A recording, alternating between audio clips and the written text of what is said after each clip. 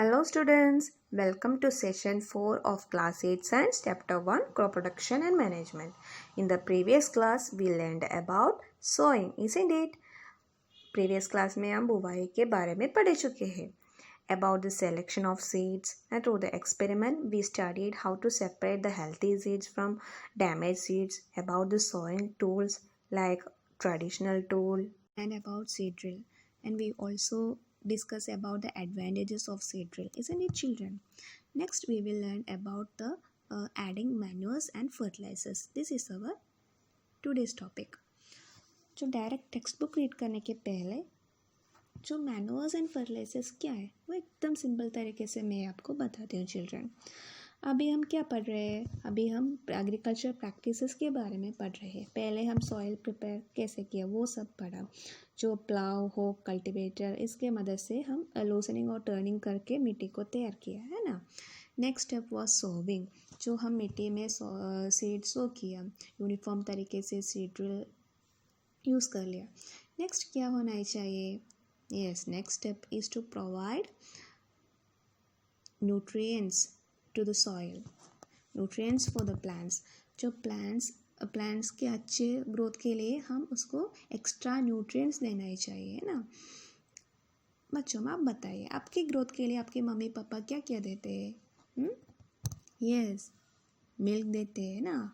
Bond strong होने के लिए प्रोटीन रिच फूड देते हैं ग्रोथ के लिए.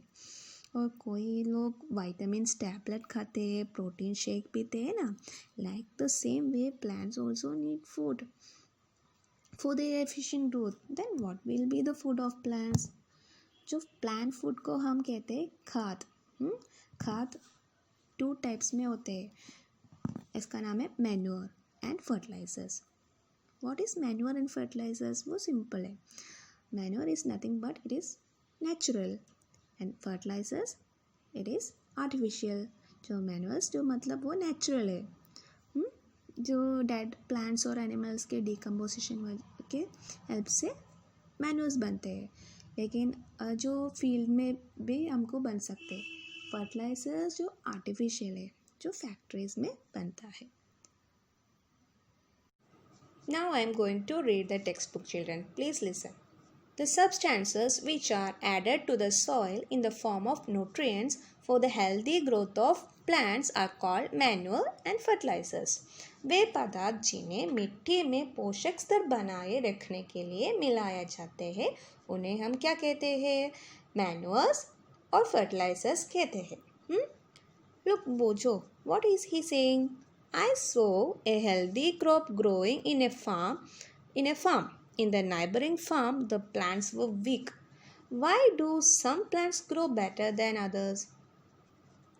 उन्होंने एक खेत में कुछ हेल्दी क्रॉप्स को देखा, मतलब स्वस्थ पौधों को देखा, जबकि पास खेत में पौधों कम स्वस्थ थे. बूझो को डाउट हो गया कि क्यों कुछ प्लांट्स दूसरे प्लांट से ज़्यादा ग्रो करते हैं. This is because that the plants that are seen as weak are not getting proper nutrients for their growth. On the other side, the plants those who are getting proper nutrients grows efficiently. जो plants को nutrients कम मिलते हैं वो weak ही होते हैं. nutrients किसको अच्छे से मिल पा रहे हैं वो efficiently grow होते हैं. Look the below sentences. Soil supplies mineral nutrients to the crop plants. These nutrients are essential for the growth of plants. In certain areas, farmers grow crop after crop in the same field. The field is never left uncultivated or fallow. Imagine what happens to the nutrients. हम पढ़ चुके हैं कि मिट्टी फसल को minerals, nutrients सब प्रदान करते हैं, है ना. ये पोषक पौधों की वृद्धि के लिए आवश्यक है. कुछ क्षेत्रों में किसान खेत में एक के बाद दूसरी फसल उगाता रहता है. खेत कभी भी खाली नहीं छोड़ जाते. Then imagine children, पोषकों को क्या होता है? What will happen for these nutrients? जो आंसर नीचे है. Continuous cultivation of crops makes the soil poor in nutrients. Therefore, the farmers have to add manure to the field to replenish the soil with nutrients. This process is called manuring. जो continuously फसल उगाने की वजह से मिट्टी को कुछ पोषकों की कमी ही हो जाती है ना। सॉइल का नेचर ऐसा है कि हम एक फसल उगाने के बाद कुछ महीनों को वो कल्टीवेट नहीं करता है तो जो सॉइल में सब न्यूट्रिएंट्स फिर से प्रोड्यूस हो जाएंगी। ये नेचुरल प्रोसेस है डिकम्पोजिशन के वजह से। लेकिन किसान खेत नहीं छोड़ते हैं, वो कंटिन्यूसली फसलों उगाते हैं, है ना। That is why nutrients contents are very low. So किसानों को क्या करना पड़ता है? यस, मैन्योर्स और फर्टिलाइजर्स ऐड करना पड़ते हैं, जो मिट्टी में फिर से न्यूट्रिएंट्स रिच बनाने के लिए जो मैन्योर्स ऐड करना पड़ता है ना। दिस प्रोसेस को हम कहते हैं मैन्योरिंग। जो न्यूट्रिएंट्स ऐड करने वाले मेथड को हम कहते हैं manuring. Students, look the last line of paragraph 3. Okay, I'm going to read that. Improper or insufficient manuring results in weak plants. जो अपर्याप्त खाद देने से पौधों कमज़ोर हो जाते हैं। प्रॉपर अमाउंट में हम मैन्यूअर्स डालना है। हम मैन्यूअर्स डालते हैं लेकिन वो प्रॉपर अमाउंट में नहीं है तो इससे फ़ायदा नहीं है ना। सो प्रॉपर अमाउंट में हम वो मैन्यूअर्स मिट्टी में डालना है। Okay, sorry. नेक्स्ट हम मैन्यूअर्स के बारे में डिस्कस करेंगे children. Manure, look the last paragraph. Manure is an organic substance obtained from the decomposition of plants or animal waste. Farmers dump plant and animal waste in pits at open places and allow it to decompose. The decomposition is caused by some microorganisms. The decomposed matter is used as organic manure. Manure क्या है? वो एक organic substance है ना। Yes, एक जैविक पदार्थ है कि पौधों या जंतु अवशिष्ट से प्राप्त होते हैं। फार्मर्स क्या करते हैं? जो प्लांट्स और एनिमल्स का वेस्ट है ना वो एक गड्ढे में डालते जाते हैं एंड इसके वजह से डिकम्पोजिशन होते हैं। और डिकम्पोजिशन होने के लिए वो खुले में छोड़ देते हैं ना। डिकम्पोजिशन माइक्रो ऑर्गेनिजम्स के वजह से होते हैं, वो तो बार बार मैंने सिखाया आपको। डिकम्पोज सब्सटेंस या है कि जो पदार्थ है वो खाद के रूप में हम उपयोग किया जाता है ना। Next I will show you the some pics of manures. Please look the pictures. What is this children? Yes, it's cow dung, गोबर. Cow dung is also a manure because it is a substance that is a form of digested grains and grass, है ना। जो cow क्या खाते हैं? Grass और grains वो सब खाते हैं, तो it's a combination of that grains and grass. And you know it is high rich in nutrients, and also if I'm saying that in a chemical way, it contains 3% nitrogen, 2% phosphorus and 1% potassium, and also it has high level of ammonium. So cow dung is a good manure, children. This is another picture of manure. Children, can you name this? Yes, this is vermicompost. Do you know what vermicompost is? I will explain you if you don't know that. Simply speaking, vermicompost is earthworms excrement called casting, which can improve biological, chemical and physical properties of the soil. जो direct हम बोलते हैं तो क्या है? वो जो केचुओं का उत्सर्जन है, जिसे हम कास्टिंग कहते हैं। इसका नाम है कास्टिंग। जो मिट्टी में जैविक और रासायनिक और बौद्धिक गुणों में वो सुधार कर सकता है। जो ये है vermicompost. Vermicompost is produced with the help of earthworms. This is vermicompost. Vermicompost is also a good example for manure. I hope you all understood what the vermicompost is, because you already learned in the previous classes. That's why I'm not going as much detail. Take page number 6, all of you. Okay, here you can see activity 1.3. It's an experiment, children. I'm going to read that. Take moong or gram seeds and germinate them. Select 3 equal size seedlings. Take 3 empty glasses or similar vessels. Mark them A, B and C. To glass A, add little amount of soil mixed with a little cow dung manure. In glass B, put the same amount of soil mixed with a little urea. Take the same amount of soil in glass C without adding anything. Figure 1.3a. Now pour the same amount of water in each glass and plant the seedlings in them. Keep them in a safe place and water them daily. After 7 to 10 days, observe their growth. आपको क्या करना है बच्चों, मग और चने के दाल लेना है, बीज लेना है, और आप 3 ग्लासेस है कोई भी वेसल्स लीजिए. इसमें इसको हम मार्क करना है A, B, C. First one को A, B, सेकंड वन को B, थर्ड वन को C मार्क करना है. ओके. और फर्स्ट वन में क्या डालना है, मिट्टी के साथ थोड़ा सा काऊ डंग डालना है. B में यूरिया डालना है मिट्टी के साथ. C में खाली सॉइल, इसमें मैन्यूअर नहीं डालना है या फर्टिलाइजर भी नहीं डालना है. ये सारी वेसल्स में या ग्लास में सेम अमाउंट पानी हम डालना है और एक सेफ प्लेस में रखना. और हम after 7 to 10 days they will start growing. तो हम उसका ग्रोथ कैसा है वो सब ऑब्जर्व करना है. Did plants in all the glasses grow at same pace? Which glass showed better growth of plants? In which glass was the growth faster? जो अब ग्रोथ सेम होते हैं या नहीं, ग्रोथ सेम नहीं होते, आपको देख सकते हैं. इन ए ग्रोथ होते हैं लेकिन लीव्स कितना है, वो 4-5 लीव्स है ना. नेक्स्ट बी में कैसा है, जो ग्रोथ फास्टर है कंपेयर टू ए एंड सी, जो लीव्स बहुत ज़्यादा है इसमें. नेक्स्ट सी में कैसा है, सी में एकदम स्लो है, ग्रोथ बहुत स्लो है ना. सो यूरिया वाली वेसल या कप में फास्ट ग्रोथ होते हैं. ये है हमारी कंक्लूजन. नेक्स्ट हम फर्टिलाइजर्स के बारे में बताते हूँ. Okay, fertilisers are chemicals which are rich in particular nutrient. जो फर्टिलाइजर्स क्या होते हैं, जो एक तरह के न्यूट्रिएंट में बहुत ज़्यादा रिच होते हैं. I will explain with examples. If we are drinking milk we get protein, calcium, potassium, phosphate, vitamin B2, B12 etcetera.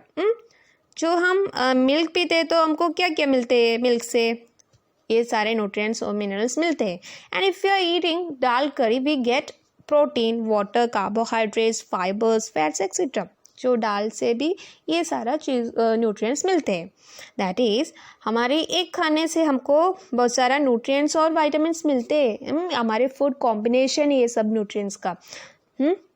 If we are taking vitamin tablet which is available in medical store, अभी medical store में बहुत सारा vitamin tablets मिलते हैं. From that tablet we will be getting only vitamin A.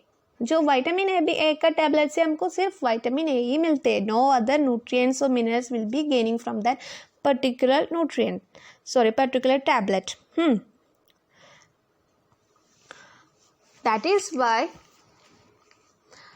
why I tell you that the fertilizers are rich in a particular nutrient. Clear, children? Some examples for the fertilizers are given below. How they before that I'm going to read the above sentence. How are they different from manure? The manure से कैसे different होते हैं? Manures जो fertilisers are produce in factories. Fertilisers factories में produce होते हैं. Manures का है फील्ड में नेचुरली प्रोड्यूस कर सकते. Next, some examples of fertilisers are urea, ammonium sulphate, super phosphate, potash, NPK. The full form of NPK is nitrogen, phosphorus, potassium. N stands for nitrogen, P stands for phosphorus, K stands for potassium. The use of fertilizers has helped the farmers to get better yield of crops such as wheat, paddy and maize. But excessive use of fertilizers has made the soil less fertile. Fertilizers have also become a source of water pollution. Therefore, in order to maintain the fertility of this soil, we have to substitute the fertilizers with organic manure or leave the field uncultivated in between two crops.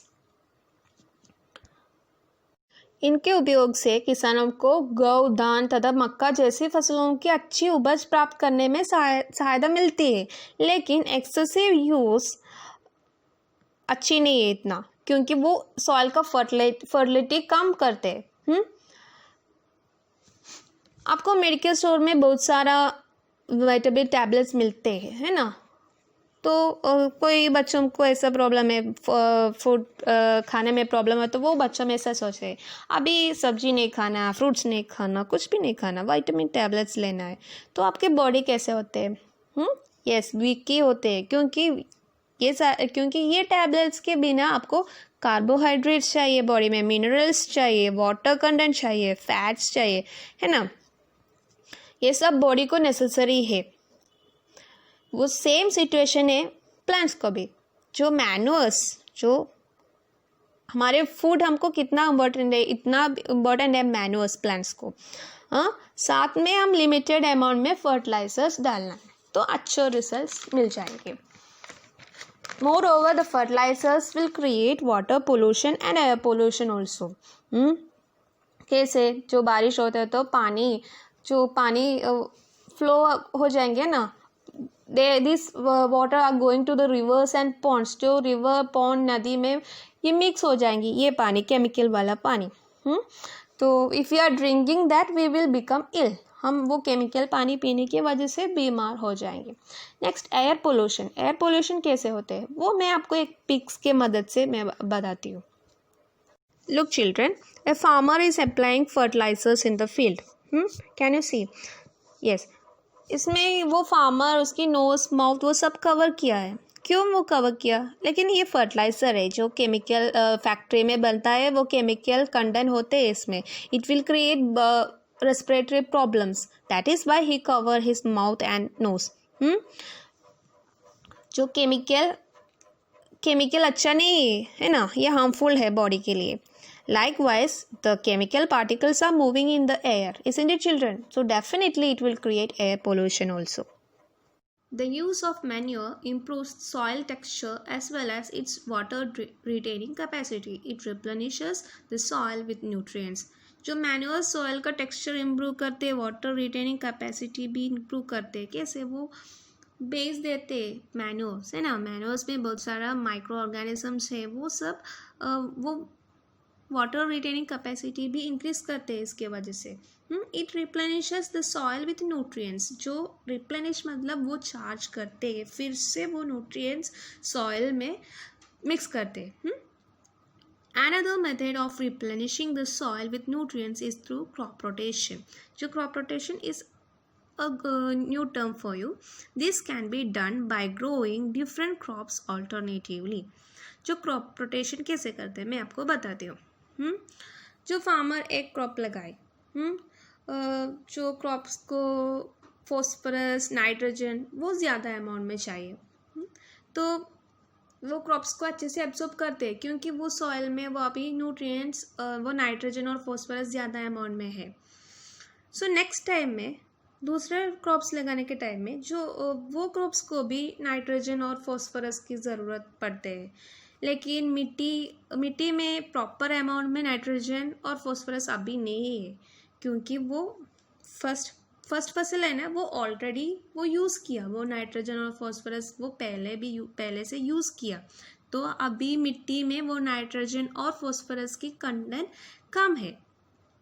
So farmers कैसे करते हैं? Farmers कैसे वो adjust करते हैं? वो crops को rotate करते हैं। पहले टाइम वो न्यूट्रिएंट्स में किसको अलग अलग पैटर्न वाले न्यूट्रिएंट्स को, वो कौन सा फसल को अलग टाइप का न्यूट्रिएंट्स चाहिए, वो इसके बाद वो उगाते हैं। मतलब मैं आपको बताती हूँ, नेक्स्ट टाइम किसको जिंक या मैग्नीशियम, कैल्शियम इसका ज़रूरत होते है क्रॉप्स को, दूसरी बार लगाते हैं। तो वो सॉइल में अभी जिंक, मैग्नीशियम, कैल्शियम वो सब न्यूट्रिएंट्स है सॉइल में, है ना। तो वो सेकंड क्रॉप्स को अच्छे से सॉइल से एब्सॉर्ब कर सकते हैं और ग्रो भी अच्छे से करते हैं। वो मेथड को हम कहते हैं क्रॉप रोटेशन। वो अलग अलग न्यूट्रिएंट पैटर्न में रहने वाले क्रॉप्स को हम ऑल्टरनेटिवली क्रॉप करते उगाते। This is the method that we are following in the crop rotation. Earlier farmers in the northern India used to grow legumes as fodder in one season and wheat in the next season।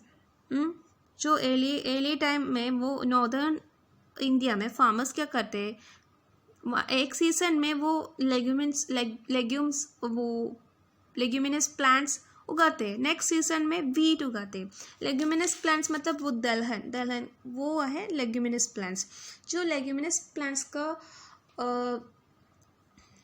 वो importance क्या है, उसके roots में वो जड़े में nodules होते हैं। वो नोड्यूल्स में राइजोबियम बैक्टीरिया रहते हैं। वो राइजोबियम बैक्टीरिया क्या करते हैं, वो एटमॉस्फेरिक नाइट्रोजन, वो वातावरण में नाइट्रोजन होते हैं, वो एटमॉस्फेरिक नाइट्रोजन को सॉइल में फिक्स करते हैं। जो सॉइल में अभी नाइट्रोजन अमाउंट बहुत सारा है क्योंकि वो राइजोबियम बैक्टीरिया की वजह से। तो नेक्स्ट सीजन में हम वीट उगाए तो वो वीट को अच्छे से नाइट्रोजन एब्सॉर्ब करते हैं क्योंकि वो ऑलरेडी जो राइजोबियम बैक्टीरिया क्या किया वो नाइट्रोजन सॉइल में ऑलरेडी फिक्स किया है और वो वीट को ये सारा न्यूट्रिएंट्स कितना नाइट्रोजन की ज़रूरत होती है वो सब एब्सॉर्ब करते हैं। This helps in the replenishment of soil with nitrogen. What the rhizobium bacteria are doing? They are charging the nutrients to the soil. जो replenish करते हैं, है ना। Farmers are being encouraged to adopt this practice. So farmers are encouraged जो ये practice adopt करते हैं क्योंकि ये method एकदम अच्छा है ना।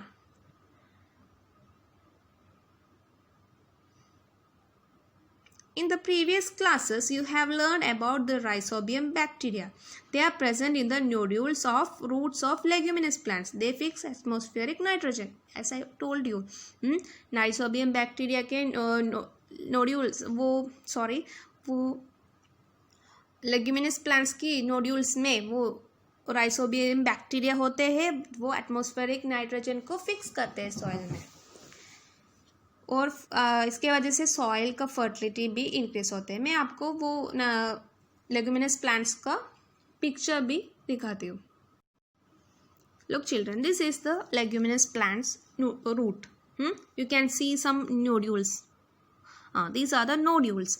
जो ये nodules में राइजोबियम बैक्टीरिया रहते हैं जो नाइट्रोजन फिक्सेशन को हेल्प भी करते हैं। Next is the difference between fertilizer and manure. Now it is very easy for you to differentiate them, isn't it? Now you have studied about the advantages of manure, advantages of fertilizers. So it's very simple to differentiate, isn't it, children? Okay, this is very important table. You have to study it. Okay.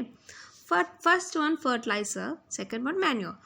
First point, fertilizer is a man-made inorganic salt. जो एक man made है fertiliser है ना, वो inorganic salt है। Inorganic मतलब जो इसमें कार्बन कंटेंट नहीं है। नेक्स्ट मैन्योर का, manure is a natural substance obtained by the decomposition of cattle Dang and plant residues. जो डिकम्पोजिशन के वजह से प्रिपेयर करते हैं, है ना। किसकी डिकम्पोजिशन, वो डेड प्लांट्स और एनिमल्स के। Fertilizer is prepared in factories. They are prepared in factories. You already know that. Manures can be prepared in the fields. Manures को खेती में बना सकते हैं। Next, fertilizers does not provide any humus to the soil. जो fertilizers humus नहीं provide करते, वो direct क्या supplements देते हैं, बस इतना है fertilizer का काम। लेकिन manure क्या करते हैं, वो it provides a lot of humus to the soil. जो humus देते हैं, है ना। कैसे, वो माइक्रोब्स और बहुत सारा माइक्रोब्स और अर्थवर्म्स है जो सब डिकम्पोजिशन के वजह से वो ह्यूमस, वो जो सब्सटेंस है ना मैं आपको दिखाया, वो ह्यूमस प्रोड्यूस करते हैं। Next, fertilisers are rich in plant nutrients like nitrogen, phosphorus and potassium. जो फर्टिलाइजर्स में नाइट्रोजन, फॉस्फोरस और पोटेशियम जो न्यूट्रिएंट्स बहुत रिच है, बहुत वो लार्ज अमाउंट में रहते हैं। लेकिन मैन्योर में अभी एक नेगेटिव पॉइंट आया। Manure is relatively less rich in plant nutrients. इसमें प्लांट न्यूट्रिएंट्स सारा है, लेकिन जो फर्टिलाइज़र के जैसे इतना लार्ज अमाउंट में नहीं होते। ये है एक disadvantage of manure. But comparing to the all the above 3 points, we can definitely say the manures is the best for our crop. Now we are moving to the last topic of this session, advantages of manure. The organic manure is considered better than fertilizers. जो मैंने बोला वो organic manure is the best. This is because it enhance the water holding capacity of the soil. जो water holding capacity increase करते हैं, वो कैसे? वो manure एक बेस जैसा एक्ट करते हैं, है ना। इसी की वजह से वाटर भी इसके अंदर होल्ड कर सकते हैं। It makes the soil porous due to which exchange of gases become easy. जो it makes the soil porous due to which exchange of gases become easy. जो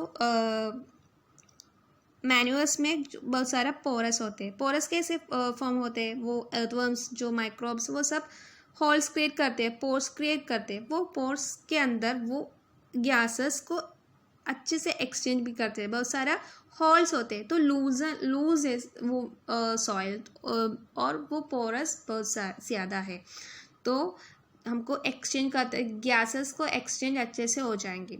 it increases the number of friendly microbes.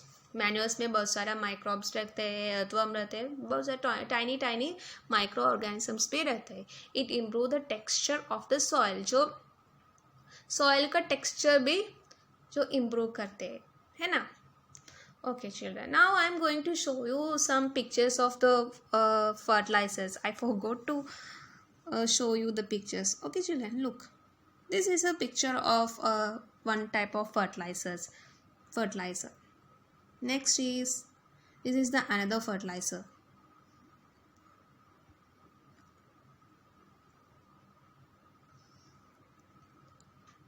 Okay children. Next, so this is the end of our class.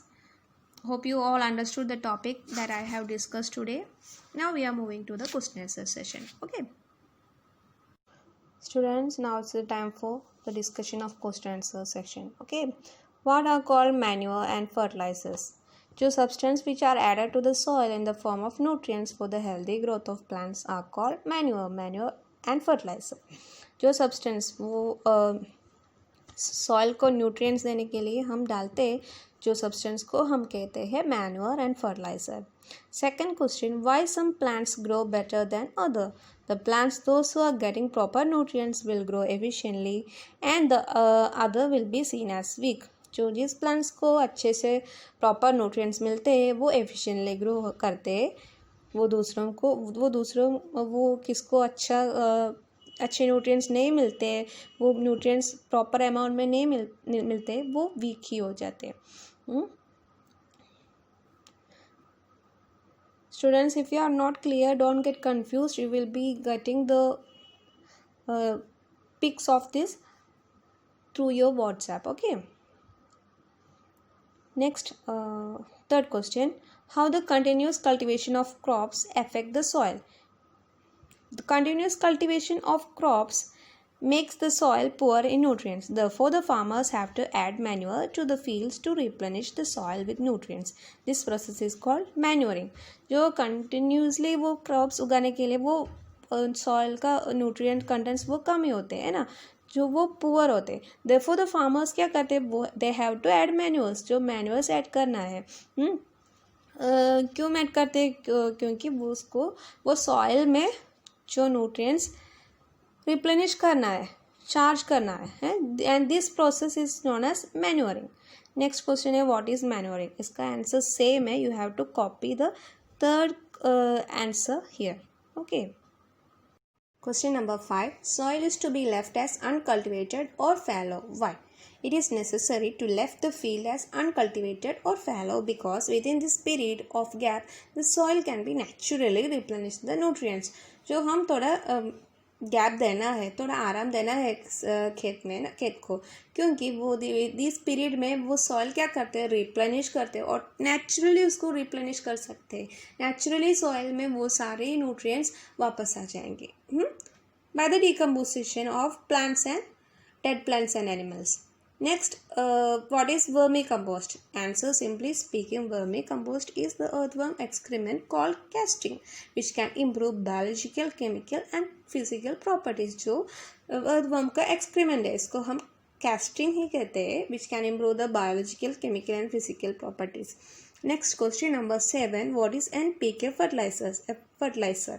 A fertilizer containing nitrogen, phosphorus and potassium is called NPK. जिस fertiliser के अंदर वो nitrogen, phosphorus या potassium रहते हैं उसको हम कहते हैं एनपीके फर्टिलाइज़र. जो NPK is the short form of nitrogen, phosphorus and potassium. Next question number 8. What is crop rotation? It is one method to replenish the soil with nutrients. This can be done by growing different crops alternatively. जो replenish, वो soil में replenish करने के लिए, वो जो nutrients replenish करने के लिए हम एक मेथड है क्रॉप रोटेशन, है ना. This can be done by growing different crops alternatively. जो न्यूट्रिएंट्स पैटर्न किसका अलग होते हैं वो हम ऑल्टरनेटिवली कल्टिवेट करते हैं. Next question number 9. How are leguminous plants helpful for the soil? Rhizobium bacteria are present at the nodules of the leguminous plants and they are seen in the roots. This bacteria helps in the fixation of atmospheric nitrogen